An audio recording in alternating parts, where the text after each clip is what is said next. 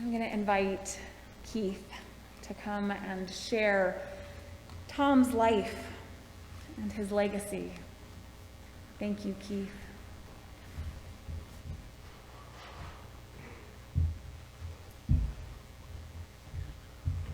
Good morning.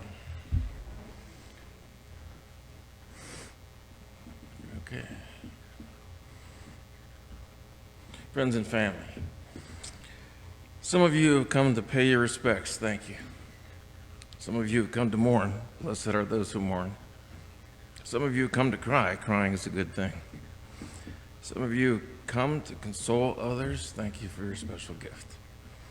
As for me, I came to celebrate the life of my father, his times, his wit, his family, his interests, his adventures, his accomplishments, of who he was and who he had become.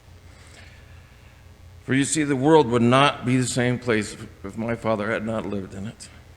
Not just my world, but your world and everyone else's world.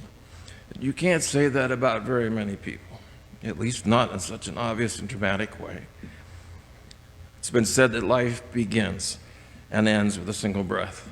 And in between there's a story, and I got a story for you. A story of a man who saw himself as one of the luckiest humans ever. He would say, there isn't one person in 100 million that's had as great a life as I. Tom Lamb was many things to many people. To his mother and father, Adam and Robert Lamb, he was a proud couple from a sleepy little town in Mansfield, Ohio. He was son, Tom. To one brother. To many more, he was Uncle Tom. At a young age, he became a ham radio operator, while untold thousands across the world would come to know him as K8ERV.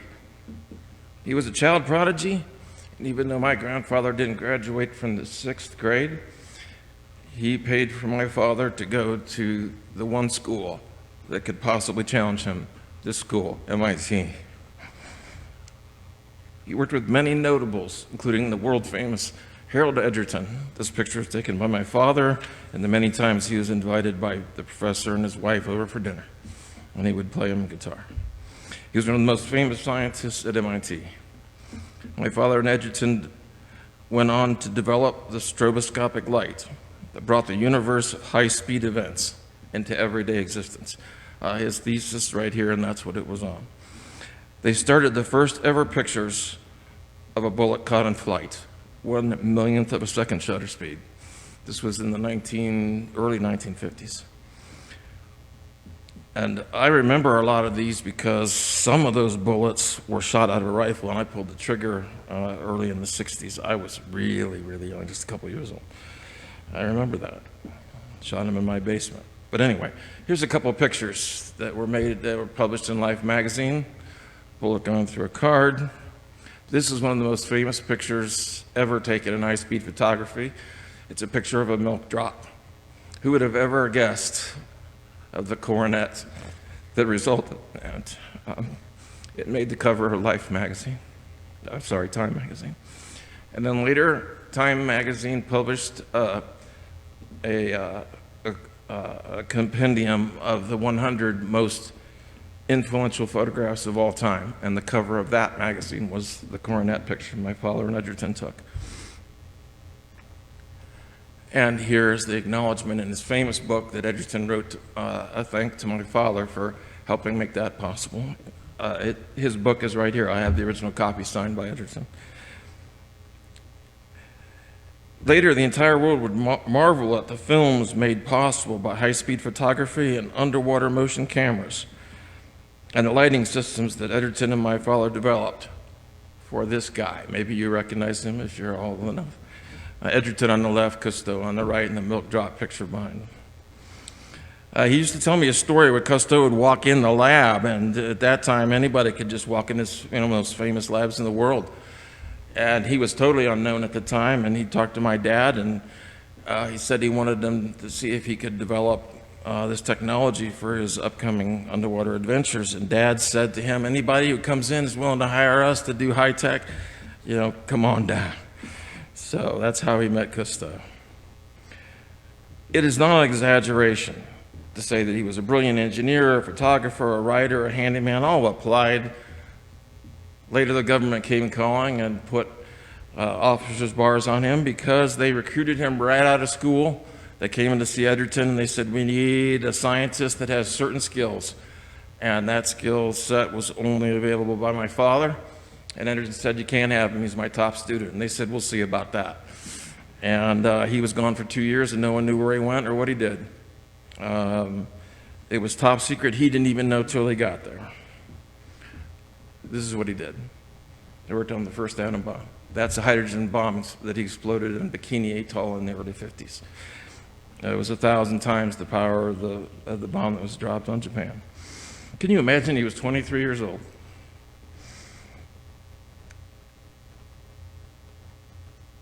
In his own words, he said, yeah, I was one of those guys that turned Bikini into a giant mound of glass. And in doing so, he secured the freedom of a grateful nation and gave the power of the stars to all mankind. The military used the high-speed photography that he had developed to take some amazing pictures.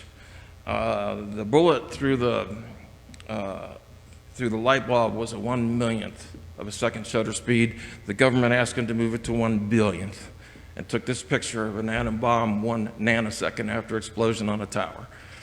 That's not what you'd expect, is it? That's fast. 1/1000,000th of a second, a nanosecond. That's in the 1950s. It's amazing what those guys did back then.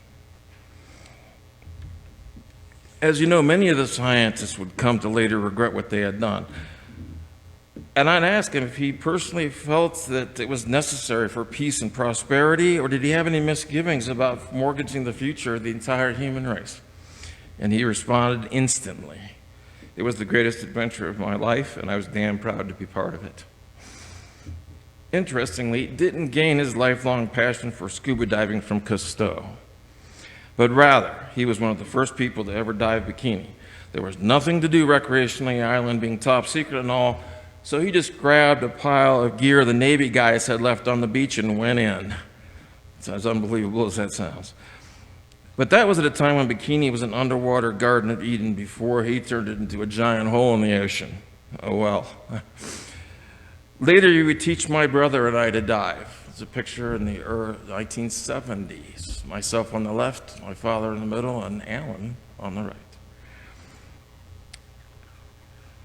After working in the South Pacific with the military, my father was returned to work in Ohio for a company that my grandfather ran. It was an appliance company called, oh, by the way, sorry.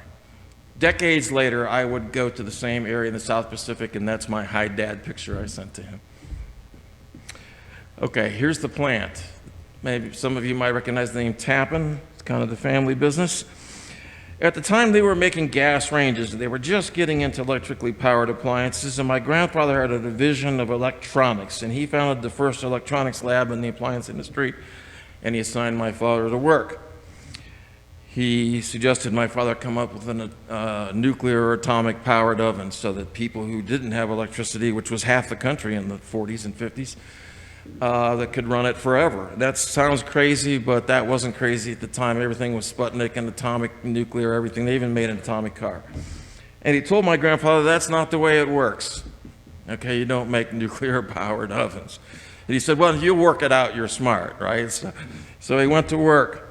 In his greatest achievement, one for which he is still known, it was for the development of a device which he maintained for years would never catch on. It was to him, quote, not practical, nonetheless an interesting idea. It was for this invention for which he holds reams of patents. And today there are more of these devices in use in the world than televisions. The microwave oven did catch on. There's the initial lab picture of my father in the middle. The idea that microwave radiation could heat things was known at the time. I'm not saying he invented that idea. What I'm saying was he excelled at engineering, not physics. The reason that he didn't think that it would ever catch on is because you couldn't make it practical. He would say, quote, sure, you could make it work, but it's an entirely different matter to make something manufacturable on a large scale. to make it cheap enough, simple enough, small enough, and most of all, safe enough. Like the atomic bomb, the true genius lies in engineering. Just a few of his patents. Some years ago, I got a call. Oh, here's a picture of the original ad of the very first microwave oven. And it was tested in our kitchen. Myself on the left, Alan on the right. We call this Child's Play. It's a famous family photograph. It was published in Life magazine. And the idea was, remember I said simple enough a child could run it. Yeah, we blew up a lot of things in that kitchen, didn't we? We also got burned badly. We got radiation burned badly. I remember you opened the door and you got burned. We'll get to that in a second. Some years ago, I got a call from the museum director. He told me he was putting together an exhibit of the greatest inventions of the 20th century. One of those was the microwave oven. He wanted to know if I had any papers, equipment, or any such from those development years. I told him, sorry, I didn't. But my father was still alive and maybe he could help. He was shocked. The guy didn't know that. I got them connected. It's not every day you get a call from the Smithsonian. And there's that same oven in the Smithsonian, to my knowledge, to this day. The development of the microwave involved solving dozens of problems that at first appeared completely unsolvable. It took over 20 years. Dad and his team solved every single one of them. I asked my father one time what he considered the greatest contribution he ever made to mankind. I was surprised he didn't say the microwave oven. He said making it safe. Think about that the next time you heat up a slab of pizza. When I was a boy, my bed was in the basement next to my dad's lab. Here we go. For years, night after night, all I would hear was an incessant call on the radio, him searching out and reaching to others. CQ, CQ, CQ, KDRV, CQ. It seemed to me that he was more interested in talking to strangers on the other side of the world than he was talking to his son standing just a few feet away. But see, that's unfair, because he would talk to me whenever I asked. And so I asked about things. I asked about how things worked. Dad, why does a spaceship have to go 18,000 miles an hour to escape the Earth's pull? Why can't they just take their time, mosey on out? He would say, I don't know, I wondered that myself. Must have something to do with money. Later in his retirement, we talked. We talked a lot. We talked about the universe. We talked about old times. We talked about how things are. He would say, I don't know much about the high-order dimensions in the universe, but when we do know, the government will find a way to tax it. In just a few years, I worked up enough courage to ask him the question that I had wanted to ask my entire life.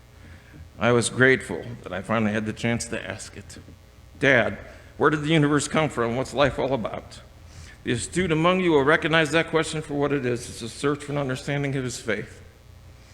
Here was his response. Well, I don't rightfully know.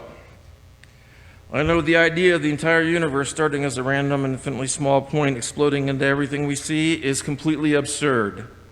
After all, there's a hell of a lot of stuff out there. This seemed totally unsatisfying to me, so I pressed on. He said, Keith, look, I don't know. No one knows, and no one is ever going to know. But there is a high order in the universe. I don't know what, I don't know why, and I don't know who, but as an engineer, I do see design. Asking me to explain existence is like asking me why women do what they do. You have to accept the fact that there are things that are unknowable. There are some things about engineers I still don't understand, like this. Oh, let me back up. He turned a mushroom into a little radio telescope. What's that all about?